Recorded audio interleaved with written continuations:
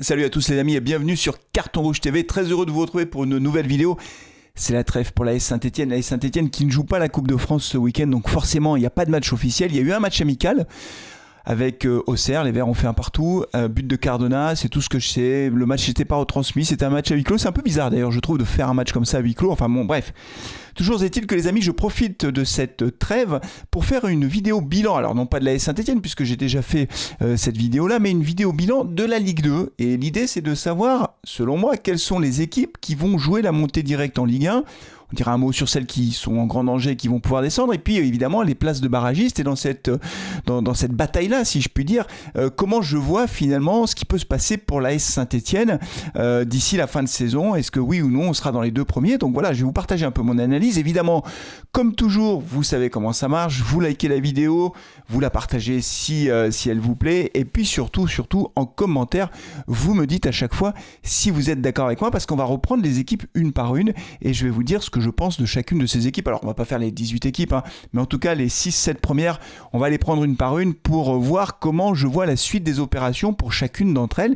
Est-ce que oui ou non ce sont des équipes qui vont venir nous gêner dans la course à la montée en Ligue 1? On verra ça tous ensemble et on va commencer tout de suite par l'équipe qui marche sur la Ligue 2. Ah, mais oui, mais bien sûr, marcher sur la Ligue 2, c'est ce qu'on pensait en début de saison. On pensait que l'AS Saint-Etienne allait pouvoir marcher sur la Ligue 2. En tout cas, certains supporters, dont je ne faisais pas partie, je vous le dis, vous le savez, si vous me suivez depuis longtemps, j'ai toujours dit que le championnat de France de Ligue 2 était un championnat très difficile. Et les faits, finalement, confirment que le championnat de Ligue 2 est un championnat très difficile. C'est pas que techniquement, il soit incroyable, mais c'est simplement qu'on est dans un championnat très physique, il y a beaucoup de blessés, il n'y a pas d'assistance vidéo, donc on peut être sujet à des erreurs d'arbitrage. Et puis surtout pour l'AS Saint-Etienne, à chaque fois quand on se déplace, on joue dans un stade qui est plein. Le meilleur exemple, c'est le dernier match face au Mans, 25 000 spectateurs, et on joue face à des équipes qui donnent tout parce qu'elles ont envie évidemment de battre l'AS Saint-Etienne. Donc pour notre équipe, c'est évidemment très difficile. Et franchement, moi j'avais aucun doute sur le fait que ce serait difficile. Alors pour tout vous dire, je suis quand même déçu de la performance de l'AS Saint-Etienne depuis le début de saison parce que avec l'effectif, avec le mercato que l'on a fait, je pensais vraiment qu'on allait être quand même dans les deux premiers nettement à la mi-saison et on n'est pas dans les deux premiers, on est quatrième et c'est difficile parce qu'en plus on est sur une mauvaise tendance, j'en redirai un mot tout à l'heure. Mais l'équipe qui marche sur la Ligue 2, vous le savez, c'est cette équipe de 3. Une équipe surprise. Alors, cette équipe de 3, elle a aujourd'hui 38 points après 18 journées. Premier renseignement, c'est que c'est la seule équipe qui tourne à plus de 2 points par match. Et vous le savez, pour pouvoir monter de façon certaine en Ligue 1, il faut tourner à 2 points par match. Donc 18 matchs x 2, ça fait 36 points, 3 en a 38, donc ils sont dans le rythme. Aujourd'hui, cette équipe de 3 est dans le rythme et c'est la seule à être dans ce rythme-là. Ce qui est frappant avec cette équipe de 3, si vous voulez, c'est que c'est une équipe qui a quasiment, pas quasiment d'ailleurs, la meilleure défense du championnat, 16 buts encaissés simplement, meilleure défense avec le Red Star. Elle a marqué 31 buts et c'est une équipe qui peut compter sur un attaquant redoutable, Ben Tayeb, qui est le meilleur buteur de Ligue 2 avec 9 buts. En plus, il n'a pas joué beaucoup de matchs, il a été longtemps absent, donc il a joué 12 matchs, je crois, donc il tourne à peu près à 0,7-0,8 buts par match, c'est juste énorme, c'est lui qui a le meilleur ratio minutes jouées, buts marqués. Et puis aussi, c'est une équipe qui peut compter aussi sur Adeline qui fait pas mal de passes décisives, 4 depuis le début de saison. Donc cette équipe de 3, elle est redoutable. Et ce qui me frappe beaucoup, c'est que même quand elle est pas bien, elle arrive à arracher la victoire. Alors quelquefois c'est 1-0, quelquefois c'est dans le temps additionnel. Mais à la fin, ça fait la victoire. Et ça, c'est pas le signe d'une équipe qui est en difficulté, c'est plutôt au contraire le signe d'une équipe qui, même quand elle va pas très bien, finalement arrive à gagner. Donc, je vous le dis de façon très directe, et là dites-le moi en commentaire, dites-moi aussi si vous êtes d'accord ou pas, pour moi, cette équipe de 3, c'est vraiment l'équipe favorite pour le titre de champion de France de Ligue 2. Elle a aujourd'hui 6 points d'avance sur le deuxième et le troisième. Donc elle a déjà creusé l'écart et elle a un goal average qui est très bon puisqu'elle a plus 15. C'est le meilleur goal average de Ligue 2. Donc pour moi, 3 s'affirme aujourd'hui comme le grand favori de ce championnat de France de Ligue 2. Encore une fois, on a le droit de ne pas être d'accord, mais jusqu'à présent, elle n'a jamais baissé le rythme et c'est une équipe qui est impressionnante. D'ailleurs, à propos de baisser le rythme, je fais une petite parenthèse parce que en début de saison, beaucoup de supporters pensaient qu'on allait vraiment dominer ce championnat de France de Ligue 2 et je vois aussi parfois des commentaires sur les réseaux sociaux, Twitter, etc. de supporters qui pensent que les autres équipes sont en sur-régime. et qui vont finir par plonger, et que nous au contraire on va repartir de l'avant, ou alors que si on n'est pas bien c'est parce qu'on a eu des erreurs d'arbitrage en notre défaveur, ou alors si on n'est pas bien c'est parce qu'on a beaucoup de blessés. Mais sur les erreurs d'arbitrage, je suis désolé, on a eu aussi des erreurs d'arbitrage en notre faveur, et ça fait partie du foot. Et puis concernant les blessés, oui, on a beaucoup de blessés, mais rien ne dit qu'on n'en aura pas plus encore au cours de sur la deuxième partie de saison, ou en tout cas qu'on n'en aura pas autant. Donc en fait, on est quelquefois un peu, comment dire, je ne vais pas dire prétentieux, mais peut-être un peu arrogant avec les autres équipes de Ligue 2 en pensant que non, mais les autres ils vont baisser le régime, ils sont en sur-régime. Le truc c'est qu'ils sont en sur-régime. Ben non, je suis désolé, après 18 journées, tu peux pas dire qu'une équipe qui est devant toi, elle est en sur-régime. Elle est juste devant toi, elle a juste fait de meilleurs matchs que toi, c'est aussi simple que ça. Et donc à la deuxième place, on retrouve une équipe de Reims, qui est une équipe là pour le coup, qui n'est pas une équipe surprise pour moi, parce que je voyais bien Reims être en lutte pour la montée directe en début de saison. C'est une équipe qui, voilà, vous connaissez l'histoire, ils sont descendus à l'issue des barrages, donc pour eux ça a été très difficile. Ils ont eu un début de championnat assez compliqué, mais là ils montent vraiment en puissance et ils se retrouvent à la deuxième place. De mémoire, c'est vraiment le meilleur classement qu'ils aient eu depuis le début du championnat. C'est une équipe de Reims qui peut compter sur des individualités très fortes. Je pense par exemple à Keito Nakamura, le japonais, qui a marqué 7 buts depuis le début de saison, qui est donc resté, il était en Ligue 1 mais il est resté en Ligue 2. Et puis comment ne pas citer non plus Palois, le capitaine de cette équipe de Reims, défenseur central qui arrive de Nantes, alors qu'il est âgé mais qui apporte toute son expérience à cette équipe de Reims, qui a encaissé 21 buts. Ils viennent d'ailleurs de se renforcer, Reims, avec l'arrivée de Ben Tahab qui arrive de Nantes. Palois arrivé de Nantes, il y a une espèce de filière Nantes à Reims, donc il se renforce en plus au mercato, donc c'est un ailier qui arrive pour renforcer l'attaque de Reims. Et puis il y a Thomas aussi qui a déjà fait 4 passes décisives, donc c'est une équipe qui est très redoutable. Et pour le coup, là encore, je vous dis ce que j'en pense, mais c'est toujours pareil. Si vous n'êtes pas d'accord, vous me le dites. Je pense que Reims, parmi toutes les équipes, là, les six premières équipes du championnat, ce sera certainement celle qui va nous poser le plus de problèmes pour la deuxième place du championnat. Oui, parce que si 3 termine premier, ce que je pense, ça veut dire qu'il ne reste plus qu'une place pour la montée directe en Ligue 1. Vous voyez, les taux se resserrent. Et donc, je pense qu'on sera en lutte avec Reims, ou en tout cas que Reims sera vraiment très bien positionné pour cette deuxième place, et que ce sera difficile. Reims qui reste quand même sur de très bons résultats. Sur les 4 derniers matchs, ils ont gagné 3 fois, donc ils sont sur un rythme ascendant, alors que nous, on est sur un rythme descendant. Donc attention, Reims, c'est sérieux, Reims, c'est solide, Reims va nous embêter jusqu'à la fin du championnat. En 3e position, on trouve le Red Star, 32 points, le même nombre de points que Reims. Le Red Star qui était sur une défaite puisque ils ont perdu face à 3 lors de la dernière journée. Mais le Red Star qui est une équipe surprise, elle aussi, je ne pensais pas qu'elle serait à ce niveau-là, qui a vraiment une très bonne défense. L'attaque, c'est moins bien, puisqu'ils ont marqué 24 buts simplement. Enfin, simplement, c'est déjà pas mal, mais en tout cas, ils ont marqué que 24 buts.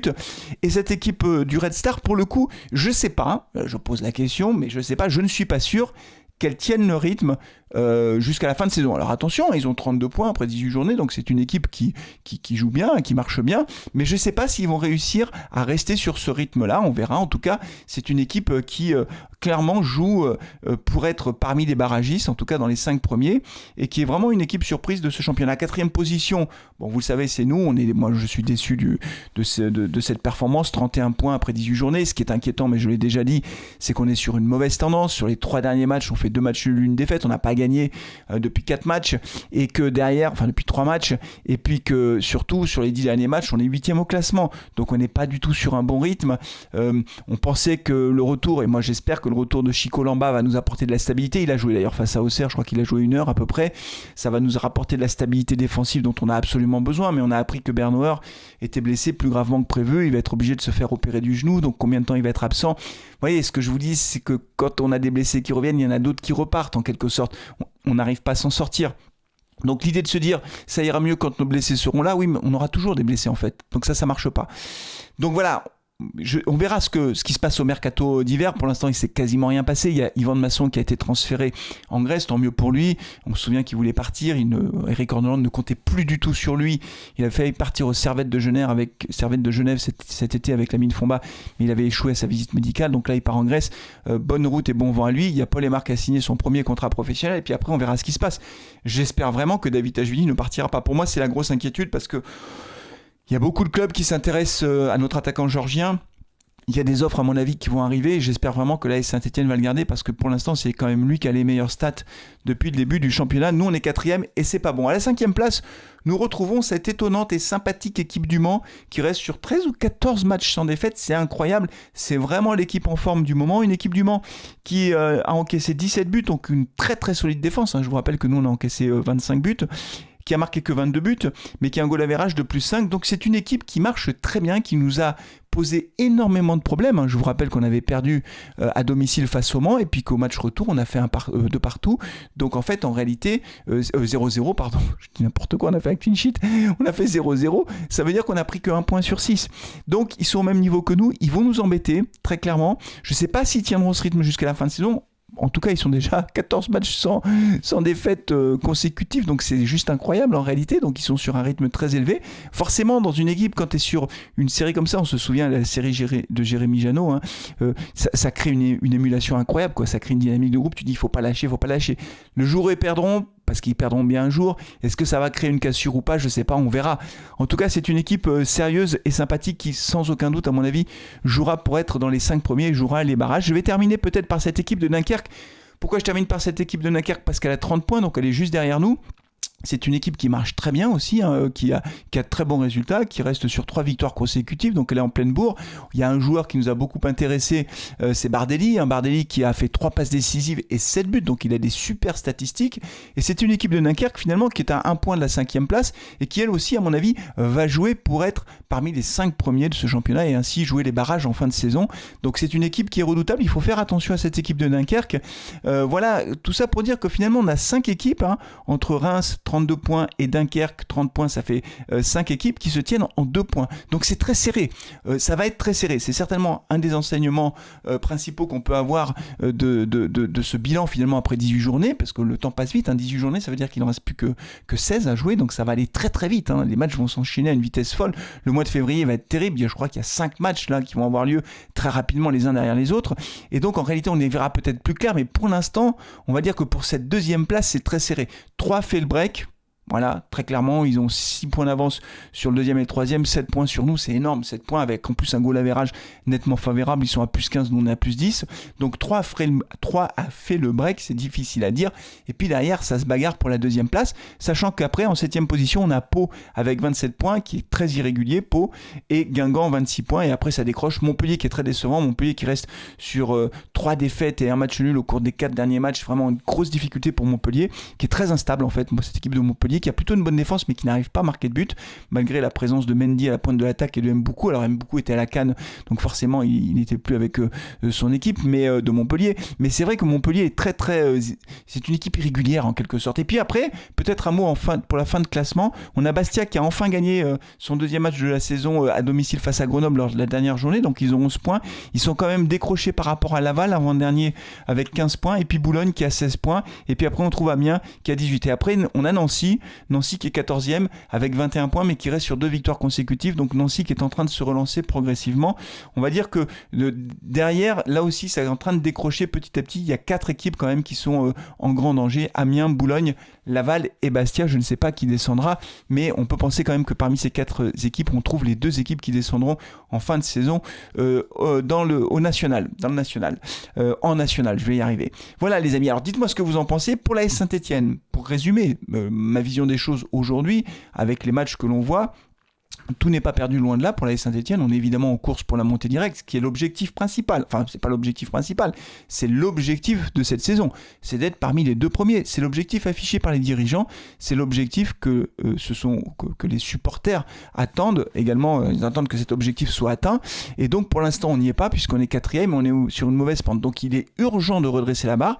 Je ne vais pas faire l'avant-match du match face à Clermont à domicile, mais le match face à Clermont, il faut être clair, c'est victoire ou rien, parce que j'avais dit la même chose face à Bastia, ça s'est mal terminé, ça s'est terminé par un match nul, mais en tout cas face à Clermont, il faut vraiment se relancer, retrouver le chemin de la victoire, c'est très important, parce que sinon on va continuer à décrocher, et je pense, c'est mon sentiment, que Troyes va assurer sa place en Ligue 1 relativement naturellement après tout ce qu'ils ont montré depuis le début du championnat et que ça se jouera notamment entre Reims et Saint-Étienne pour la deuxième place, à condition que Saint-Étienne se remette dans le droit chemin, ce qui n'est pas encore le cas. Hein. Pour l'instant, on n'a pas revu un Saint-Étienne conquérant. J'espère quand même qu'avec le retour dans l'en-bas, on retrouvera de la stabilité défensive, même si on reste sur un clean sheet face au Mans. Il est vraiment urgent de prendre moins de buts parce que c'est ce qui nous a beaucoup pénalisé depuis le début de saison. Voilà, c'est tout pour aujourd'hui les amis. Merci beaucoup d'avoir suivi ce bilan, cette espèce de prospective pour la Ligue 2 d'ici la fin de saison. On se retrouvera très vite pour l'avant-match du match face à Clermont, le débrief, etc. Enfin bref, la suite des événements. D'ici là, prenez soin de vous, de vos proches et allez les Verts. Ciao.